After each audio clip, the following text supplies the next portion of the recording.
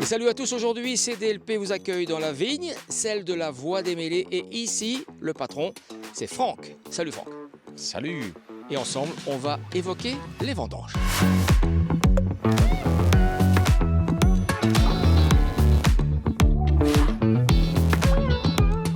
Franck, les mois ambreux, septembre, octobre, en général, ça rime, c'est synonyme de vendage. J'imagine que c'est aussi ici le cas dans la Voie des Mêlées, même si les vignes sont très jeunes. Oui, tout à fait. Donc, on table sur septembre, octobre. Ça sera un peu plus tard. Donc, ici, on est au mois d'octobre. Avec le temps, ça sera un peu plus tard. Première vendange, qu'est-ce que ça a donné, même si l'année, on le dit, n'a pas été très belle? Alors, c'est la première vendange. C'est une année très compliquée pour le vignoble belge. Ici aussi, la majorité des vignobles ont gelé, malheureusement. Et ensuite, il y a eu beaucoup de précipitations. Donc, à cette pression des maladies, ici, ça a été, mais il y aura en effet une très petite vendange, mais qui sera de qualité. Alors, combien de pieds au total ici? Alors, le vignoble, c'est 25 000 pieds. Sur cette parcelle-ci, 16 500 et 12 cépages pour les deux parcelles. Franck, le domaine de Gavre, ça vous parle? Oui, Adrien de Grave, les bulles à Austich, oui, tout à fait. D'autres cépages là-bas dans ce domaine où, évidemment, ce sont aussi en ce moment les vendanges avec la participation, figurez-vous, des étudiants de la section sommellerie de l'IPESDAT. Sur le domaine de Gavre, c'est Pinot qui montre le chemin de la vigne. C'est jour de vendange. Ici, pas de machine, mais les mains des ouvriers viticoles bénévoles. Et parmi toutes ces mimines, il y a celle de Gabriel et de Jonathan. De la vigne au verre, pour ses élèves en sommellerie, la boucle est bouclée. Moi, je trouve qu'on vend un produit. Et quand on vend un produit, il faut savoir d'où ça vient et comment il faut faire. Et il faut se rendre compte que derrière, il y a énormément de travail. Et je trouve qu'on doit se rendre dans le terrain, par exemple ici pour les vendanges, pour vraiment se rendre compte du travail qu'il y a derrière. C'est un travail qui demande une expertise phénoménale. On apprend à trier les raisins, on voit qu'il y a certains raisins. Après, on n'est pas sur une des meilleures années, mais on a des bons raisins quand même. Ça, c'est un pinot noir. Okay. Du coup, on est sur un raisin à peau rouge, du moins à peau noire, mais à chair blanche. Ouais. Du coup, à l'intérieur, ce sera blanc. Mon objectif, c'est plus la cave. Parce que voilà, je préfère le côté vente de la chose. Okay.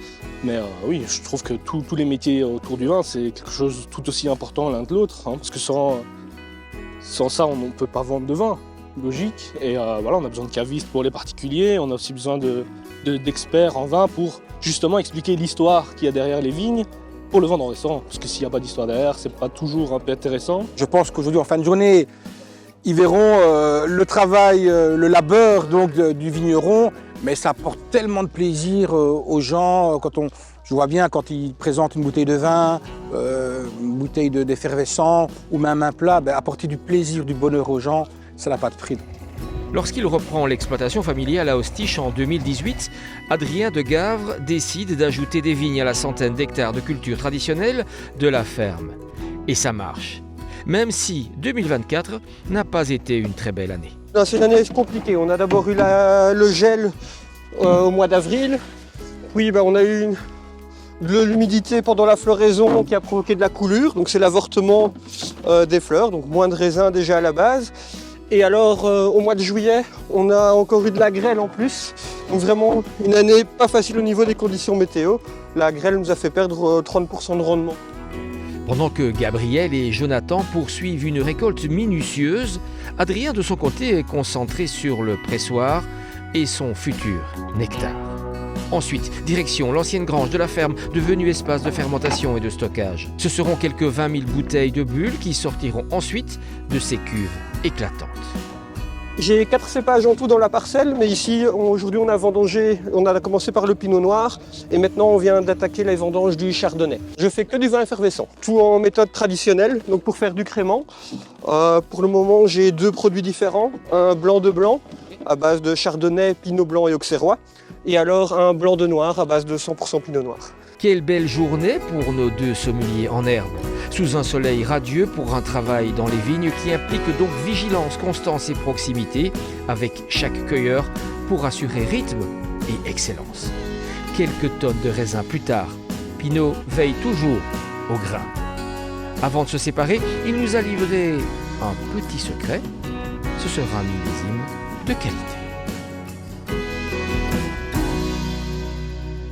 Franck, le vin, c'est l'aventure, c'est la passion, mais c'est aussi la rigueur. Peut-être un peu plus encore dans votre cas quand on se retrouve dans un vignoble où on est, j'ai envie de dire, quasi 100% nature, vin nature. En tout cas, vous vous orientez vers ça. Oui, donc c'est déjà beaucoup de travail en plus et surtout beaucoup de rigueur à avoir parce que tout se joue dans les détails. On ne maîtrise pas tous les paramètres, notamment la météo. Et surtout, on apprend beaucoup du vivant quand on travaille avec le vivant. Donc, c'est pas évident, mais c'est une superbe aventure maintenant, un super challenge. Dans ce vivant, est-ce qu'il vous arrive de travailler, parce que je sais qu'on passe de nombreuses heures dans la vigne, de travailler en musique? Oui, oui, surtout.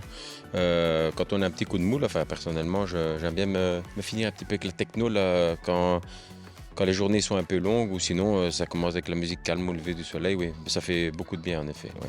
Alors ici, nous, on va parler de rap avec Nico. C'est le premier clip d'une longue série de 8 clips que nous vous proposons de découvrir tout au long de ces prochaines semaines. Le premier clip de l'Envol des Cités, un des lauréats donc de l'édition 2024. Il s'appelle Nico et c'est un rappeur.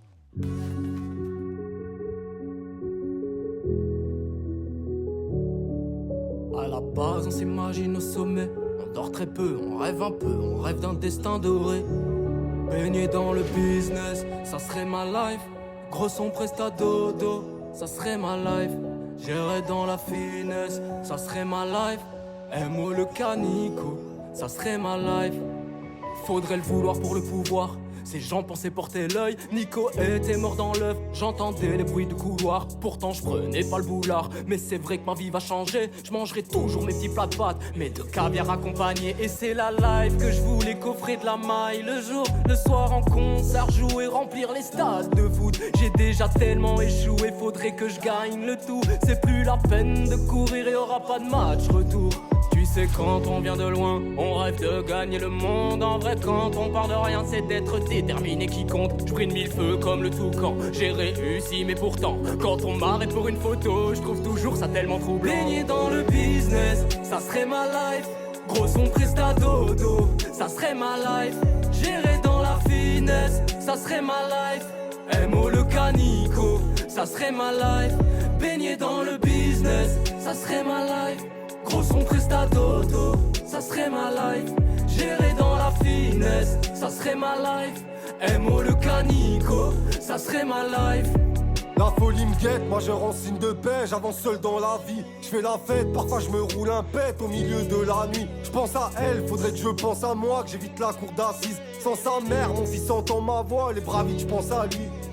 Je suis parti tout là-haut, la vie n'était pas mal. Dans ma tête, je cogne comme sous le pao. Mon gars, c'est la life, j'ai le démon, je reste moi-même. Blessure profonde qui peut me soigner. Ils m'ont pas calculé la veille, aujourd'hui ils vont me vous voyez. Oh, je suis tout là, je fais la monnaie, ciao bella. Oh, à qui la faute, sous le raté, mais t'as fait là. Oh, je suis tout là, je fais la monnaie, ciao bella. Succès là-dedans, j'ai baigné. Baigner dans le business, ça serait ma life. Gros son presta dodo, ça serait ma life. Gérer dans la finesse, ça serait ma life. MO le canico, ça serait ma life. Baigner dans le business, ça serait ma life. Gros son presta dodo, ça serait ma life. Gérer dans la finesse, ça serait ma life. MO le canico, ça serait ma life. On s'éveille, finit de rêver du sommet. Dehors il pleut, on fait un vœu, revivre ce rêve éveillé.